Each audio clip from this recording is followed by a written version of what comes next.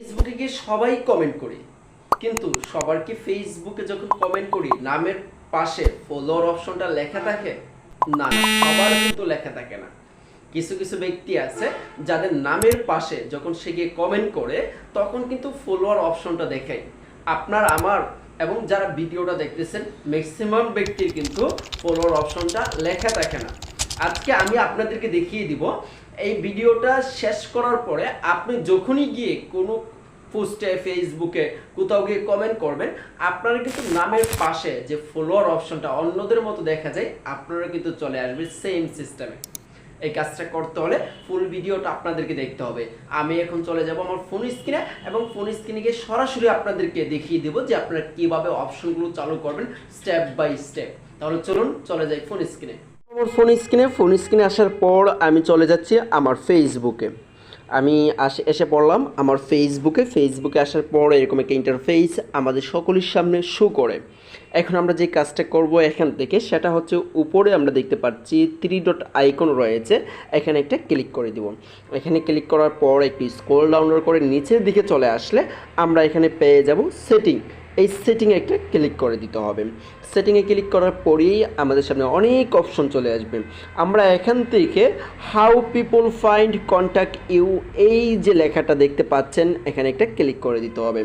এখানে ক্লিক করার পর প্রথমে আমরা দেখতে পাচ্ছি যে এখানে রয়েছে ফ্রেন্ড অফ ফ্রেন্ড, এখানে একটা ক্লিক করে দেব।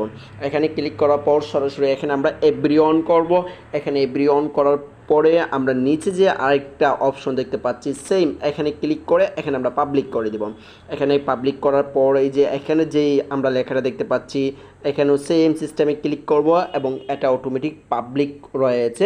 নিচেরটাও দেখি পাবলিক রয়েছে কিনা, নিচেরটাও পাবলিক রয়েছে। আপনাদের যাদের এখানে ফ্রেন্ড থাকবে অবশ্যই আপনারা এটা পাবলিক করে দিবেন। পাবলিক করে দেওয়ার পর আপনারা এখান থেকে বের হয়ে চলে আসবেন।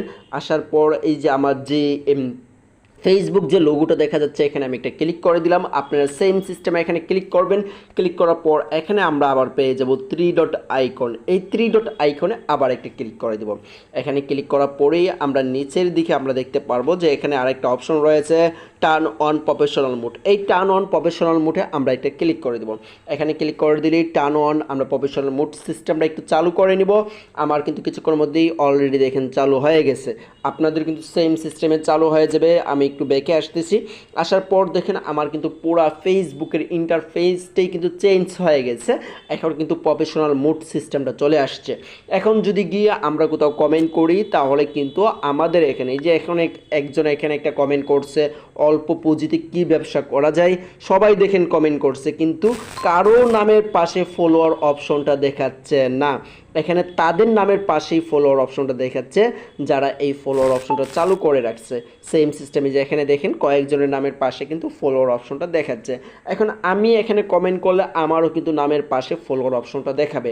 সেম সিস্টেমে আপনারা যখন এই অপশনগুলো চালু করে নেবেন আপনাদেরও কিন্তু নামের পাশে ফলোয়ার অপশনটা দেখাবে। তাহলে সবাই ভালো থাকেন, সুস্থ থাকেন। আজকের ভিডিওটা এই পর্যন্তই। আপনি কি ভিডিও পেতে চান অবশ্যই কমেন্ট বক্সে লিখে দিবেন। ধন্যবাদ, আল্লাহ হাফেজ।